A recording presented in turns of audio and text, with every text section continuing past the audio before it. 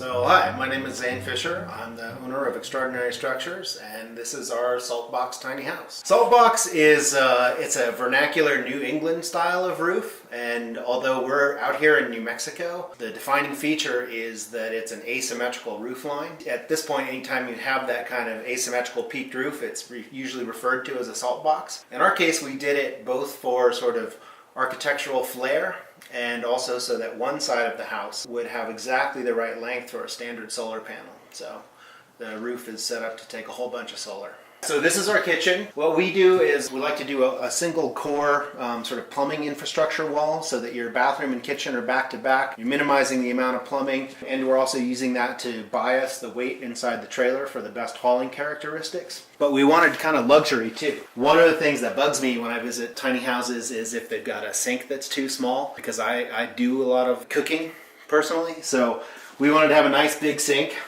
So this is bigger than you're going to have in some apartments. And then we have a sort of a diverse cooking ecosystem here, from a convection toaster oven to a 2-burner induction. But you could outfit this with a larger refrigerator and more of a standard stove and oven. But these are the options that we chose for this one. And we used a single piece stainless steel unit here. This fridge is a drawer. There's a drawer situation right here. So it just fits right into the counter. It's small, but it's very efficient. Lots of drawers, lots of storage. In fact, I sometimes think there's too much storage in this place. I think it's adaptable to any person's particular sort of needs, and you can really make it home. So the bathroom is, it's bound to be small, right? It's in a tiny house like this, but we wanted a different characteristic. We have sort of a Scandinavian wood cabin style interior going on, and we wanted to sort of, create a whole different environment. So we've got this bright white acrylic in here, which gives you a sort of a modern flair, but that's tempered with the same mesquite floors, and then this deep cedar Japanese ofuro style soaking tub. My partner Catherine built this as a little piece of luxury in a small room. So a bit of luxury and some brightness helps to make a small bathroom a lot more livable. This is a composting unit here, Swedish style. Yeah, this unit doesn't currently have holding tanks on it right now. So what you would do is either tie it into a septic, or depending on your location, use a gray water system or add a tank. If, for example, like this unit will end up spending its life probably in New Mexico. You can do gray water, but your kitchen water is considered black water. So what we have pre-installed on the kitchen sink is a valve. So you could direct it to a tank, or if you're not using food, you could direct it to a gray water system. We like to avoid lofts whenever possible. They're enjoyable, but in a small space, we don't want to put too much weight up above or take up the nice airspace. But over the bathroom is a natural place to have a small loft. Can sleep up there, or a kid can sleep up there, a guest, or I think of it as kind of a reading nook. And we just have a ladder permanently mounted on the wall for a quick climb up there. And it turns out it's a nice space. Little reading light and a little outlet up there makes it pretty livable. The primary bed, we're using a horizontal Murphy or a wall bed system. So it just comes down right here. So what we do is we move this little fold-up rocker out of the way, and our furniture actually rolls, so we can move it to the side. All right. Just bring it out here, and this guy is what actually ends up supporting your bed, so that they're not in your way when you get out of bed in the middle of the night. You don't end up kicking the furniture here. You've got a little reading light, outlets at bed height, then you're right next to the window. So for me, this is more enjoyable than a loft. What we do here at Extraordinary Structures is a panelized construction system. We do a computer model of anything that we're going to build.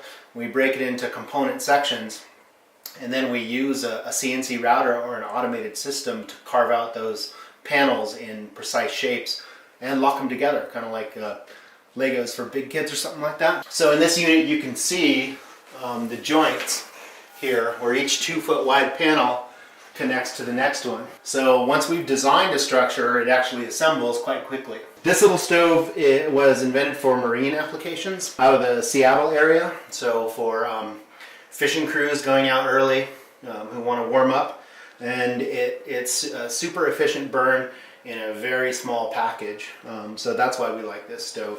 It's really in here as kind of showing off that there's room for luxury even in a small space. Primary heating and cooling in this unit is done with a mini split, so you don't actually need heat, but it's pretty nice, especially in the winter.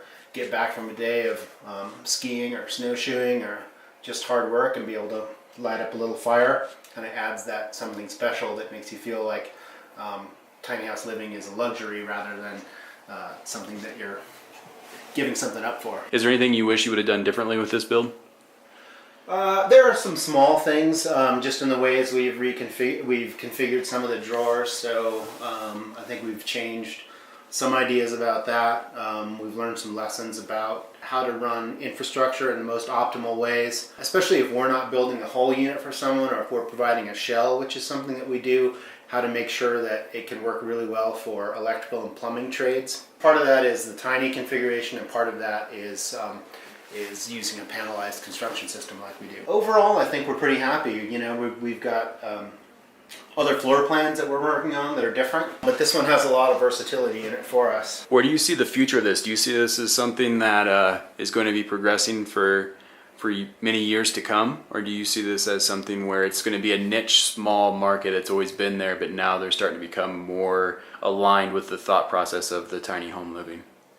Yeah, I think that there are components of it that are probably niche-y, but I think the idea of smaller, sort of smarter, energy efficient spaces, a little more minimal, especially for people who realize that they don't need much, but they place a high value on maybe resources that are shared in a community or open space or wilderness. I think it's going to continue to branch out. So I see it as we work through zoning issues. I see it having a pretty large impact on cities where we see prices escalating out of control and a need for higher densities, but in different form factors. And I see it as a way to add to a sort of healthy housing ecosystem overall as we move forward. So I think there's a place for it, and as we see, we're doing a panelized system that allows for sort of rapid assembly, and there are other people out there who are not just building small, but also innovating in the housing construction area. And so to see companies coming up like that is exciting, and I think it does point to the